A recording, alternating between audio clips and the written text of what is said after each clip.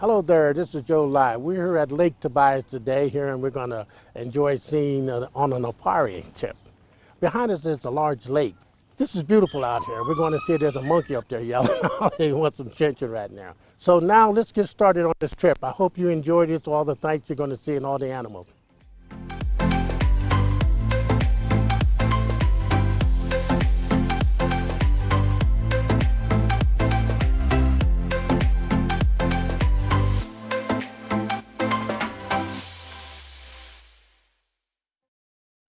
We're here today at Lake Tobias with one of the owners, Joe. How you doing, Joe? I'm fine, thank you, Joe. Since your name is Joe, you got to be all right. Right, okay. Joe. Sure. Joe, how long you been living here?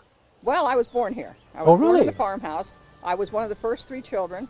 How did you get this started? How did you come up with this idea? I didn't come up with it, Dad did. He Okay. had that idea when he was in the military, Uh-huh. and that he was going to come home and build a dairy farm, and that was before we came along, of course.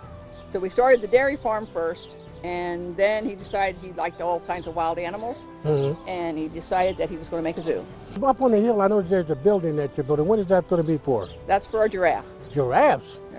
A giraffe. We have 1 giraffe at this One. point who will be here in the fall. We're hoping to have a second one by then. Well, I'm really impressed with everything that you have. How many acres again do you have here? I think there's over 200 acres. I could be wrong on it looks like, because the way we went, I didn't think we was ever going to stop. I said, how much land we running there? Are we in another country or somewhere? What do you mean you're self-funded? We are completely provided for by the customers that come to the park. Oh, We okay. get no funding from the government in any way. And do you get donations at all? We have some monetary donations that people give us, not much, but yes, we accept any, and we are thankful for them. And we're only open 6 months out of the year, so whatever. So we what get are you doing in the summer- winter then, since you're only 6 months?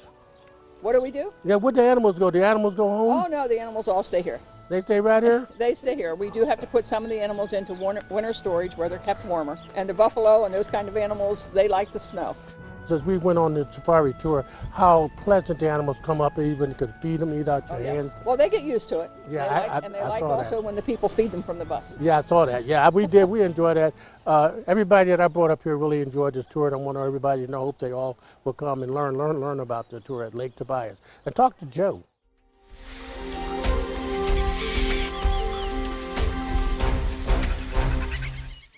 We're about to go on a safari trip with folks who are going to enjoy the festivities.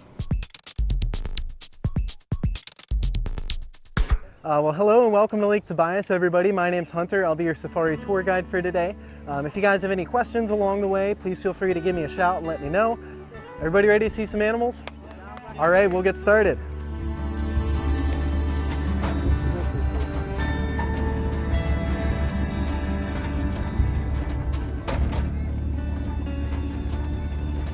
We'll actually start out with a little bit of park history.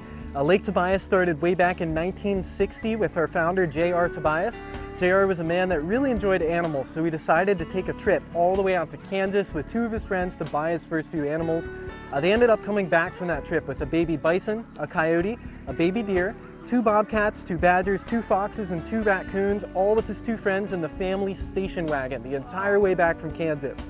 If you see both of these lakes on either side of us here, they were both man-made by JR. He had an excavating business at one point, and the lake to the south here with those big fountains is called Lake Tobias. JR did unfortunately pass away in 1996, so we're actually going to get started with our first animals here for today. They'll be off to the right side of the bus. They're actually the world's largest rodent. They're called capybara, and they come from South America. So they are very, very large. Some of those bigger adults can get up to around 145 pounds. They're actually semi-aquatic too, so they like to swim around in these lakes here, and they can actually hold their breath for about 5 minutes at a time. That's about enough time for them to swim all the way across this lake and back twice in just 1 breath of air. And if everybody's ready, we're going to move on here and head up into the main safari area.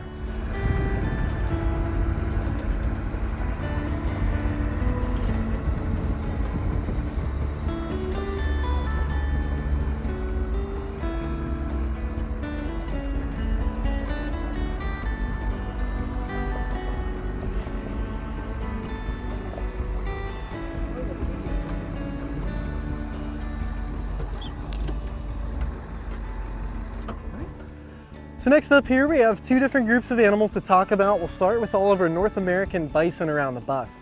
So these bison once used to roam all over North America, and the herds ranging up to millions of animals, but unfortunately due to pressures from hunting and some other issues, they were very, very close to extinction at one point in our history. So thankfully we recognized that, and in the mid-1800s we started protecting these bison, stopped their hunting, and their populations have grown back quite a bit since that time. The bison here are some pretty impressive animals. These are a lot of females and some younger males, but some of those larger bulls can get up in over 2,000 pounds. So over on the left side of the bus here, we have our next animals. These are a type of antelope. They come from Africa, just like all the other antelope of the world. They're called eland, and they're actually the world's largest type of antelope. You can see they're pretty big over there too. They also can get up in over 2,000 pounds. Those are mostly females and some younger calves out there, but some of those bigger bulls are very, very impressive.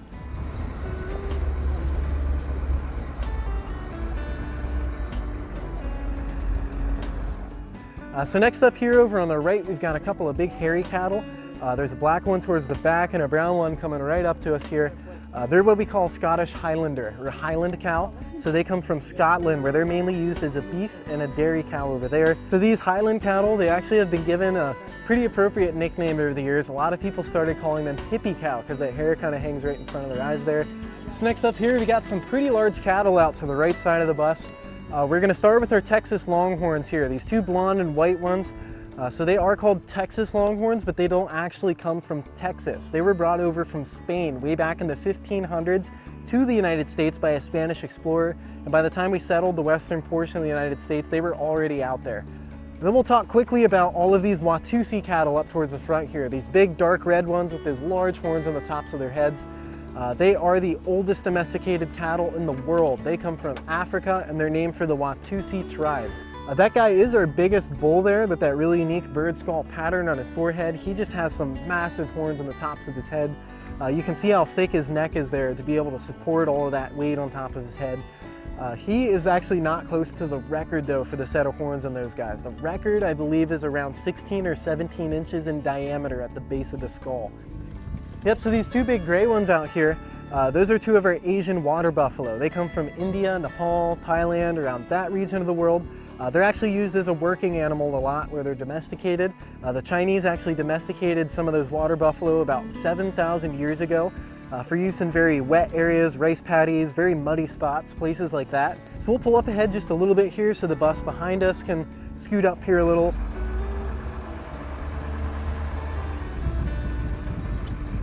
Yep, so there's one yak all the way up to the front here, and then there's, it looks like 4 of them right around here in front of these Watusi cattle.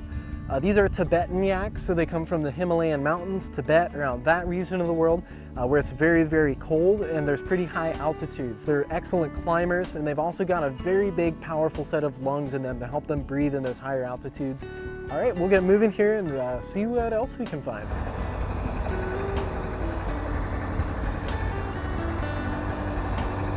All right, so next up here, all around the bus, we've got a bunch of deer hanging out. These are not white-tailed deer. They're just a little bit different. They're what we call European fallow deer, so they come from Europe, and they're pretty much Europe's equivalent of our white-tailed deer, except for a few differences. The first would be the variety of coat colors you can see on them here. The whites, tans, and dark browns, almost black colors as well. The second difference would be the spots. So we see a lot of adults with spots here, which is a little bit different than white-tailed deer, where only those fawns have those spots for a couple months after they're born. If these guys end up with spots, they'll keep them just for the rest of their lives. It's just another color they come in. And this girl here, she might step up on the bus. This is Emma. She's one of our older cow elk. Hi, Emma. She usually comes up here to give me a big lick in the side of the face and get a treat from me. Hey, Emma. No?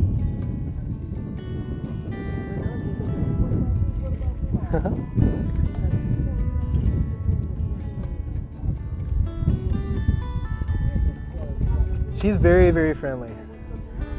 Hey, want some corn? You like your corn, right? Mm-hmm. She'll eat all that corn right off the cob, and then she spits the cob right back out on my bus here. Oh, that's cool. That or on the person sitting in the front seat. All right, so I think we're gonna get moving here and start making our way back in, and we'll see if we can find our llamas next.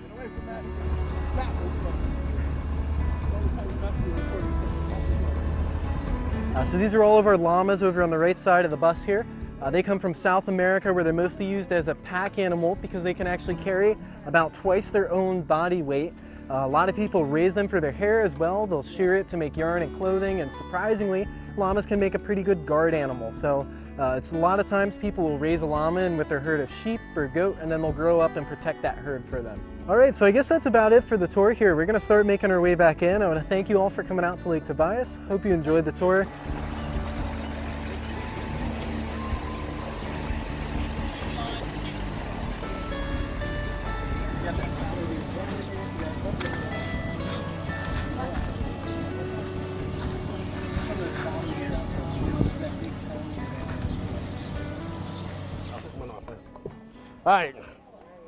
All right, where we going next? Are we going to find a snake or something? Reptile show.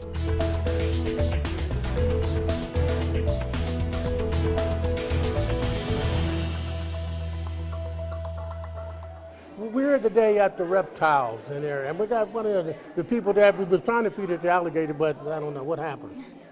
But I had a question for you. How many animals do you have in here altogether? Overall in the building, between what we have out on display and what we have to use for shows in the back, it's probably around about 40 animals in this building. Now I know that you got all the whole bunch of variety of snakes. How do you get them? Where do you get them from? A lot of the snakes were actually donated to us. Some of them people had as pets and they were donated. They couldn't keep them anymore. Yeah. Some were purchased. A lot of these are used for breeding captive bred snakes. So like our reticulated was purchased, our big Burmese was donated to us. So we get them from various places, others use as well. I know that you have a lot of variety of birds, but how many different variety of birds do you have in here? We mostly have macaws, but just different colors. So we have some blue and gold, scarlets, some green wings, and some military macaws. But we also have one cockatoo, and we also have a Saurus crane out in with the macaws as well. So how many people come and visit here per day or week? You estimated? It can vary. Our largest day last year was actually about 3,600 people. That's it. Now, if someone brought children here, would you have little programs for the children so you could teach them about the animals so they could learn? Well, we do have a reptile show where they learn about animals and obviously the tour as well. All right, this fuzzy little creature down here, his name is Chewy. Chewy is our two-toed tree sloth. Now there is actually another type of sloth in the world, and that would be the three-toed tree sloth. So as you might guess, the main difference is going to be the number of toes. Chewy, being a two-toed tree sloth, he does have 2 toes on his front feet, but 3 toes on the back feet, whereas the three-toed would have 3 toes on all 4 feet. Now, not only are they slow moving, they have a very slow digestive system as well. So these little snacks that Lindsay is giving Chewy here, those could take him anywhere from 1 week up to an entire month to fully digest. That's a very long time. You and I digest our food in about 24 hours.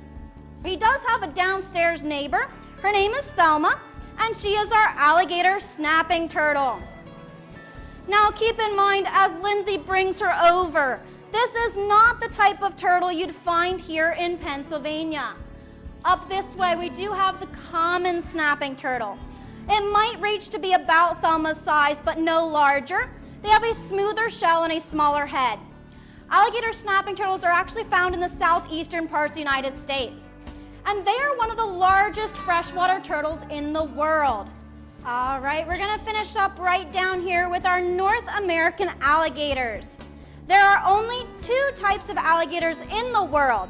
So the other type is a very small species known as the Chinese alligator, which only reaches about 4 to 6 feet long, so about the size of Bindi laying up here on the land. Now, North American alligators, however, they have reached record lengths closer to 21 feet long, but anything over about 14 feet is a pretty good size alligator for today. But we often get asked about the difference between alligators and crocodiles, and it's mostly going to be in the face. So Lindsay brought up Trixie here so you can see her face a little bit better. Alligators have a broad head with a rounded nose. It looks like the letter U. Crocodiles' heads are much more narrow and pointed. They look more like the letter V. What will you do about the winter? What about the winter months? Well, most of the animals actually do pretty well during the winter. Really?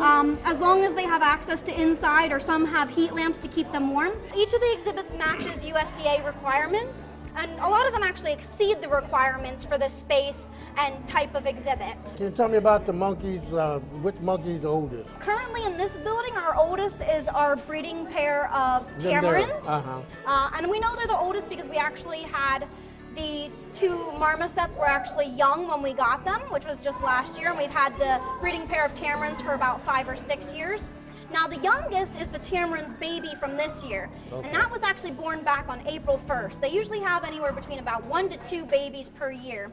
All right, we want to thank you. I enjoyed it. So here we are. We just did the reptile thing. So let's go find something else that we can find. We're going to record for the television. Here we're out at the petting zoo now. As you can see, all the little animals around there. What's your name, Billy? Come here, Billy. Come here. All right, who wants to feed the animals? Hey, Billy, how you doing? This is Billy Goat. What's your name? What's your name? Hey, what's your name, huh? Damien. How you doing there? Look at the little baby goats, the little goats around here. You know, there's some monkeys over there too, in case you didn't see over there. There's a little baby monkey in there now. And up there's a couple of llamas. And over there's the kangaroo. That is really something here, man. And I hope that you folks will come and enjoy this. They got a salt lick for them and all. And they come right up to you. Look at it. They're all coming up here. Look at all the kids enjoy this, because this is something really exciting.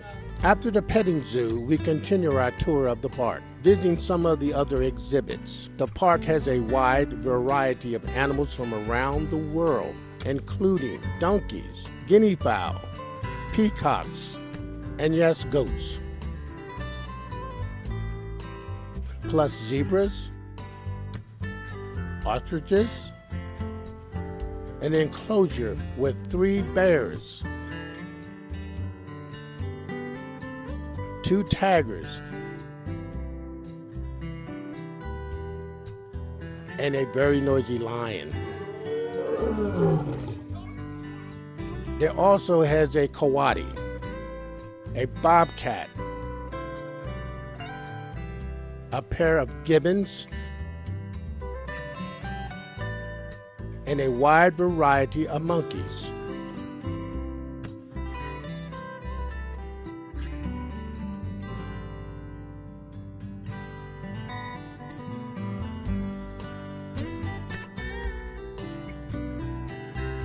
While there, be sure to visit the Museum and Education Center. Here they have a detailed history of the park and its animals.